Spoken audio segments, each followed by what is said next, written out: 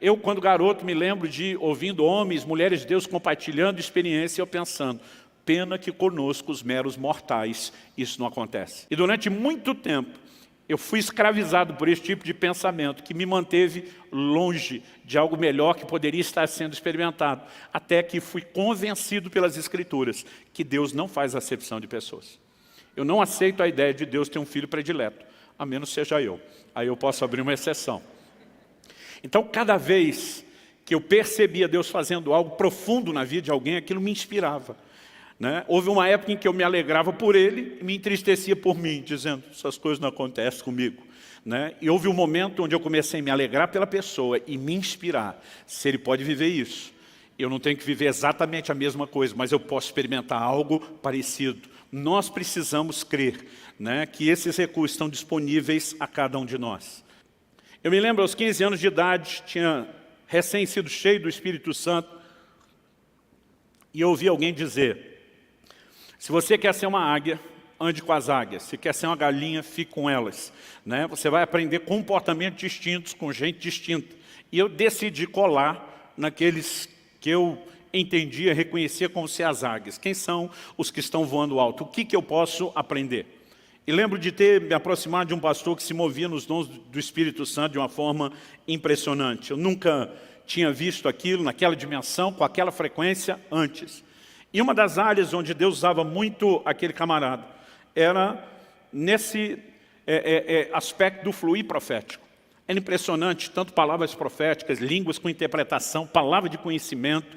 Né? Eu via ele falar coisas assim da vida das pessoas impressionantes. Aliás, foi uma das primeiras palavras proféticas que eu recebi na minha vida. Né? Pisei num culto, numa igreja onde eu não conhecia ninguém, e esse camarada veio até onde eu estava e falou, olha, eu tenho uma palavra de Deus para você. Com a cabeça do lugar onde eu fui treinado, imaginei, acho que ele vai me ler um versículo da Bíblia. E quando eu falei, vai em frente, esse camarada me lascou-lhe uma palavra profética que eu nunca tinha visto nada semelhante. Ele falou dos segredos do meu coração, de dilemas que eu estava vivendo, de coisas que estavam acontecendo na minha casa, com meu pai. Né? Eu sabia não só que era impossível ele saber daquelas coisas, como tinha aquele testemunho, Deus está falando comigo. Isso mudou minha vida, gente. Porque até então eu imaginava o relacionamento com Deus, né, ou de Deus conosco, meio que sendo uma coisa no atacado. Deus lidando com todo mundo no geral. Eu nunca tinha percebido a importância de entender um relacionamento pessoal. Até aquele dia onde Deus não apenas está falando dos segredos do meu coração, mas dos planos e do propósito que Ele tinha para a minha vida. E de repente eu comecei a entender uma dinâmica diferente. Falei, peraí, Deus enxerga cada um de nós no meio da multidão como um indivíduo. E a Bíblia é enfática nisso. A Bíblia diz que Ele sabe coisas sobre você que nem você sabe. Por exemplo, quantos fios de cabelo tem na sua cabeça. Está certo, na cabeça de alguns a conta fica mais fácil para ele do que de outras, mas não importa, ele sabe. E eu comecei a enxergar, e isso mudou completamente a dinâmica do meu relacionamento com Deus. Imaginar alguém que está olhando para mim como um indivíduo, dizendo, eu amo você como pessoa, não apenas porque você faz parte de uma massa chamada humanidade. Eu tenho planos para você. Isso mudou completamente o meu relacionamento com Deus. E depois disso eu comecei a pensar, por que a maioria das pessoas não enxerga o que eu enxerguei? Imaginei, bom, eu só descobri o Deus de relacionamento pessoal depois de uma palavra profética, onde eu percebi então que Deus me enxergava, realmente me reconhecia. Eu falei, talvez o que esteja faltando seja profecia. Mal sabia eu que em alguns lugares, alguns círculos, estava sobejando profecia e que a coisa estava bem bagunçada. Então, no auge da sabedoria dos meus 15 anos de idade, deduzi, o que falta para a igreja de hoje é profecia. Eu pensei, então preciso ajudar Deus, mas não sabia nada sobre profecia. Então, encostei naquele camarada que Deus tinha usado na minha vida, que eu via ser usado na vida de outros. E eu lembro de um dia que eu cheguei para ele, como é que Deus fala com você? Eu fiz perguntas que hoje eu tenho vontade de rir. Eu dizia, é sempre a mesma voz?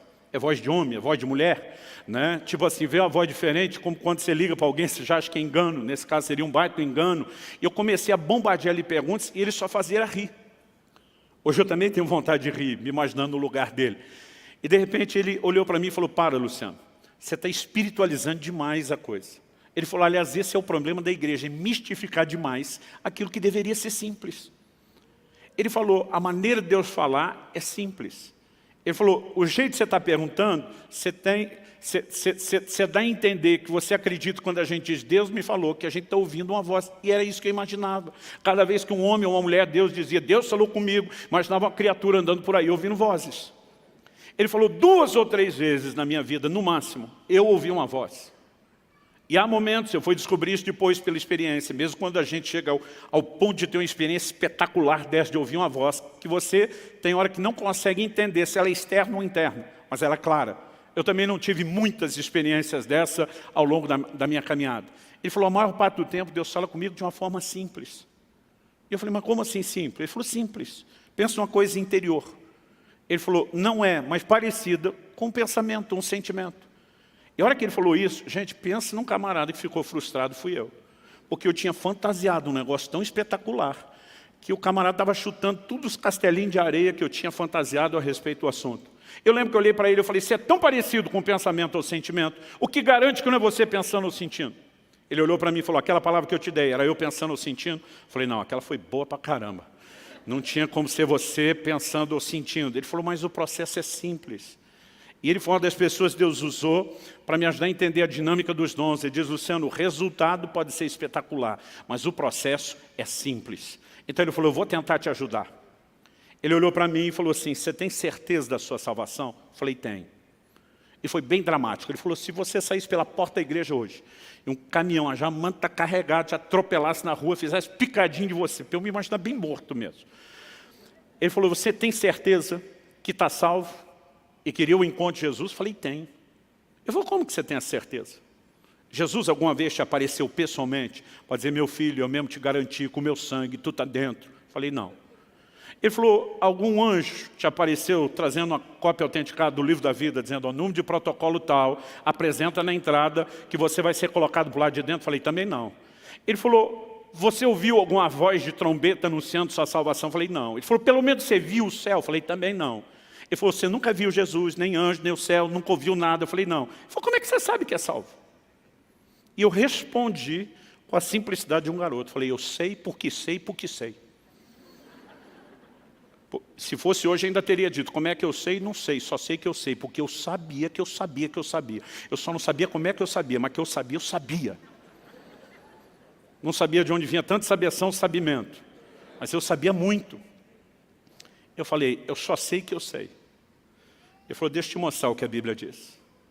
Ele me apontou para Romanos 8,16, que vem logo depois do 8,14, que fala que os que são guiados pelo Espírito de Deus são filhos de Deus. O 8,16 diz que o Espírito testifica em nosso Espírito. A palavra testificar é sinônimo de testemunhar. A Nova Almeida atualizada traduziu isso, confirma ao nosso Espírito que nós somos filhos de Deus. Como é que o cristão sabe que ele nasceu de novo e que é filho de Deus? Por causa de um testemunho interior do Espírito Santo. Aquilo é uma convicção que a gente tem dentro da gente. Então, mesmo que você não teve uma visão espetacular, que você não ouviu uma voz audível extraordinária, você sabe. Eu falei, faz sentido. E eu aprendi naquele dia que essa era a fonte da minha sapiência. A sapiência eu coloquei agora só para dizer para vocês que eu descobri que não tem sabeção nem sabimento. Mas ele diz, essa convicção que você tem, ela procede do Espírito Santo, por isso que ela é forte. Eu falei, agora faz sentido eu saber tanto. Agora ele falou, pensa comigo, se num dos assuntos tão importantes da vida cristã, que é a certeza de salvação, ele decidiu falar com você por meio de um testemunho interior, e não necessariamente por meio de uma voz audível ou de uma visão espetacular. Ele falou, por que você acha que no resto da vida cristã, ele não possa falar da mesma forma e da mesma maneira? Ele falou, o problema da maioria das